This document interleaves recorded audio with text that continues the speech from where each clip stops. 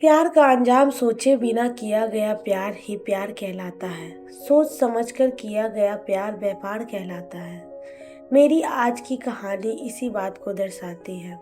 आज तक आपने मेरी कई कहानियों को सुना होगा, पर ये कहानी थोड़ी सी अलग है। शाहिद बचपन से ही अपने घर से ज्यादा अपनी नानी के घर रहा करता था। उसे वहाँ का माहौल अधिक पसंद था। शाहिद स्वभाव से चंचल और बहुत मजाकिया था। वह कभी किसी की बात को गंभीर नहीं लेता और ना ही उसे किसी का डर रहता। शाहिद के नानी का घर बहुत बड़ा था। नानी ने कई किराएदार रखे हुए थे। उन्हीं किराएदारों में एक थी साहिबा। साहिबा वहाँ अकेली रहा करती थी क्योंकि वह एक विधवा थी। इतनी कम उम्र में अपने पति को खोने के बाद उसका स्वभाव बहुत शांत और संकोची हो गया था।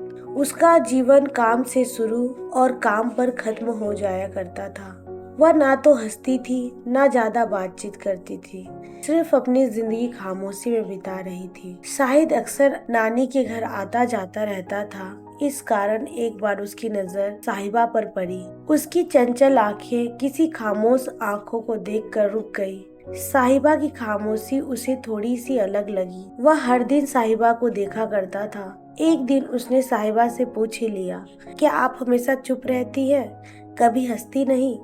यह सुनकर साहिबा ने थोड़ी सी हंसी, शाहिद की तरफ देखते हुए हंसी। साहिबा की इस हंसी को देखकर शाहिद को थोड़ी तसल्ली हुई। उस दिन के बाद शाहिद चाहता था कि साहिबा हंसे, लोगों से बात करे, चुप ना रहे। अपनी नानी से साहिबा के बारे में जानकर उसे थोड़ा साहिबा के लिए बुरा भी लगा था। अब शाहिद हमेशा साहिबा से हंसी मजाक किया करता था। साहिबा को भी शाहिद की बातें अच्छी लगने लगी थी। धीरे धीरे दोनों करीब आने लगे थे। पर साहिबा को समाज की चिंता थी। वह जानती थी कि वह शाहिद से उम्र में बड़ी है तो उनके रिश्ते को कोई नाम नहीं मिल सकता। इस कारण वह पीछे हटने लगी। पर शाहिद को न समाज का डर था, न उसे उम्र की चिंता। वह बस चाहता था कि साहिबा की जिंदगी में रोशनी कहीं से भी आए। एक दिन उसने साहिबा से हिम्मत करके पूछ ही लिया कि क्या मैं आपकी जिंदगी का हिस्सा बन सकता हूँ। साहिबा जानती थी कि समाज उनके रिश्ते को मंजूरी नहीं देगा, पर शाहिद के समझाने पर साहिबा ने उन दोनों के रिश्ते को एक मौका दिया।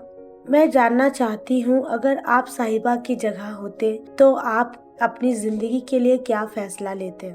अगर आप सबको मेरी कहानियाँ अच्छी लगती है तो मेरे चैनल दीदी की चाहत को सब्सक्राइब करें। धन्यवाद।